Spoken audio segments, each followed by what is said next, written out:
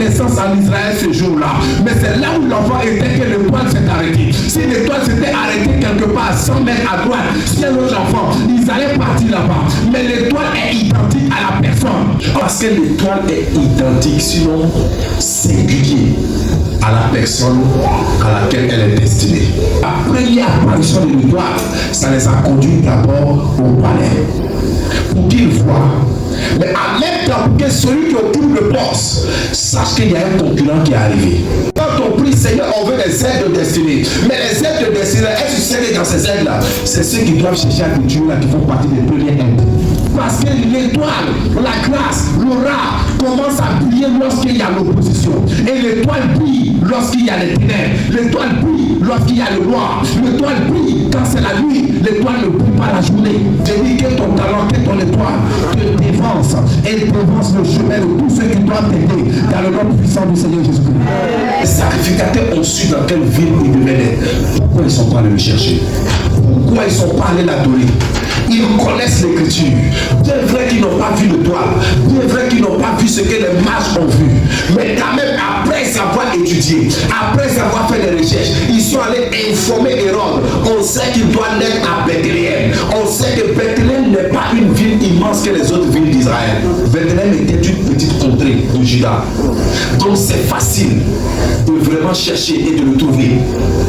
S'ils voulaient le trouver, ils allaient le trouver. Mais la Bible dit des sacrificateurs n'ont jamais cherché à voir leur roi, n'ont jamais cherché à voir leur Seigneur, n'ont jamais cherché à voir qui est ce Messie.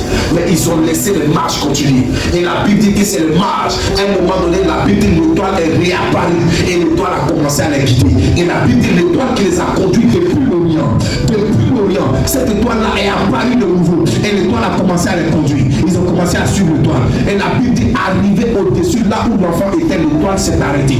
Ils sont allés fouiller les maisons qui étaient là. Ils se sont rendus compte qu'en fait que ce n'était pas une maison, mais en fait c'était des crèches, là où on mettait les animaux. Et la Bible dit quand ils entrèrent, ils virent l'enfant, ils virent sa mère, ils se prosternaient et l'adorèrent. Les mages se prosternaient et l'adorèrent. Depuis quand les mages adorent Dieu? Depuis quand un mage prie Dieu? Depuis quand un mage cherche le Seigneur? Car nous tous on connaît un peu la définition de mage. Quand on donne la définition de mage, c'est jamais bonne chose. Alléluia. Mais cependant, la Bible dit qu'ils se sont prosternés devant Jésus. Donc en réalité, les sacrificateurs sont là. Et dans les derniers moments, c'est des gens qui sont dans la magie, dans l'occultisme.